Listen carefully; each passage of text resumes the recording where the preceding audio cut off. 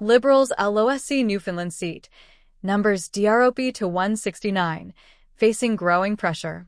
This past week has marked a pivotal moment for the Conservative Party of Canada as they continue to gain traction across the nation.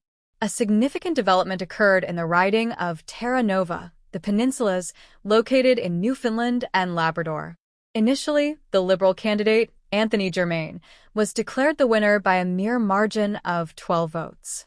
However, following a judicial recount, Conservative candidate Jonathan Rowe emerged victorious, also by a slim margin of 12 votes, showcasing the razor-thin line between victory and defeat in Canadian politics. The judicial recount, which began on May 12th, took nearly 2 weeks to complete. This recount was automatically triggered due to the vote difference being less than 0.1% of the total ballots cast, which exceeded 41,000. Such a tight margin illustrates the highly competitive nature of this particular riding, where every vote counts, and the stakes are incredibly high for both parties involved. The recount process was particularly notable due to the unprecedented number of disputed ballots, 1,041 in total, which necessitated a meticulous review of each vote. During this recount, representatives from both the Conservative and Liberal parties closely monitored the proceedings, ensuring transparency and fairness throughout the process. Each ballot was scrutinized at multiple tables, and for a ballot to be counted, both parties had to agree on its validity. This collaborative approach emphasizes the importance of bipartisan oversight in maintaining the integrity of electoral processes. In cases where disagreements arose, the presiding judge, Supreme Court Justice Garrett Handrigan, made the final call. His impartial ruling ultimately favored the Conservatives, reinforcing the notion that the judicial system can operate fairly, regardless of political affiliations. The loss of the Terra Nova, the Peninsulas seat, is not just a minor setback for the Liberal Party. It represents a significant blow to their overall standing in the House of Commons. With their representation now reduced from 170 to 169 seats, the Liberals are feeling the heat. This shift not only diminishes their majority, but also increases pressure on the party, especially with Mark Carney now at the helm as the new leader and Prime Minister.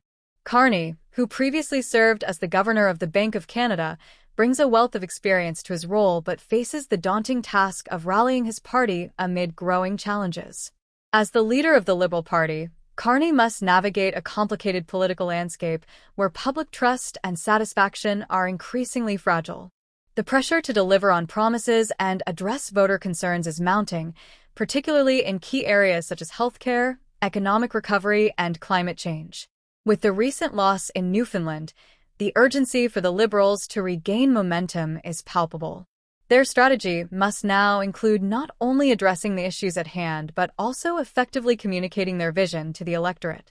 In addition to the Terra Nova seat loss, another riding, Terrebonne, is under close observation. The potential for a by-election in this riding could further impact the Liberal seat count. If the Bloc Québécois secures that seat, the Liberals could see their numbers drop to 168, intensifying the pressure on Carney's leadership even more. The political ramifications of such losses could reverberate throughout the party, prompting internal discussions about strategy, messaging, and future directions. On the other hand, the Conservative Party is riding a wave of momentum following this victory. The win in Terra Nova follows another key Conservative retention in Windsor, Tecumseh, where their candidate successfully maintained the seat. This sequence of victories has not only solidified their presence in Parliament, but also emboldened the party's leadership. Pierre Poilievre, the Conservative leader, has been vocal about the need for accountability from the Liberal government, particularly concerning issues that resonate with constituents reliant on natural resources and economic stability. The recent developments underscore how critical every vote is in tightly contested ridings. The judicial recount process highlights the importance of electoral integrity while illustrating how closely contested elections can dramatically alter the balance of power in the House of Commons. It serves as a reminder that the political landscape in Canada is fluid and shifts can occur rapidly, often based on a handful of votes. This reality demands that both parties remain vigilant and responsive to their constituents' needs. As the political landscape shifts, the Conservative Party is poised to capitalize on their recent successes. The loss of seats for the Liberals creates an opportunity for the Conservatives to push their agenda more aggressively. With the next legislative session approaching, the Conservatives aim to maintain their momentum, focusing on issues like fiscal responsibility and government accountability, which resonate with many Canadians. Poilievre's messaging around these themes has been well received, particularly in regions where economic concerns dominate. In the wake of these developments, the Liberals must regroup and address the challenges posed by their dwindling seat count.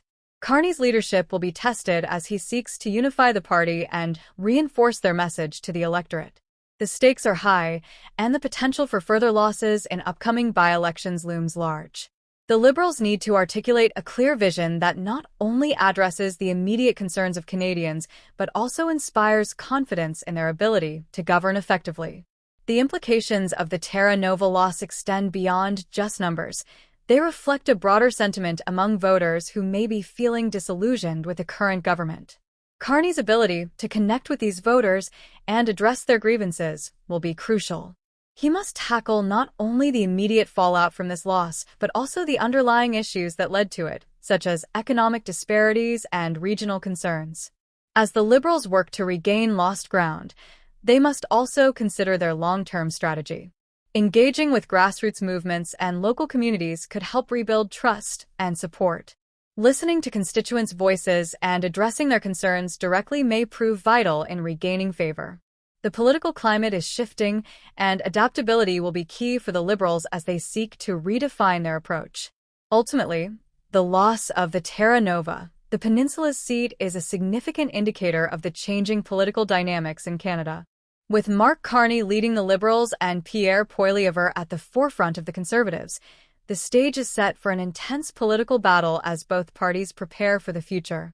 The shifting balance of power in the House of Commons will undoubtedly influence legislative priorities and electoral strategies moving forward. As both parties reflect on their strategies, voters will be watching closely. The upcoming months will be critical as the Liberals work to regain lost ground while the Conservatives aim to solidify their newfound advantages. The political landscape in Canada is ever-evolving, and the outcomes of these dynamics will shape not only the current administration but also the future of Canadian politics for years to come.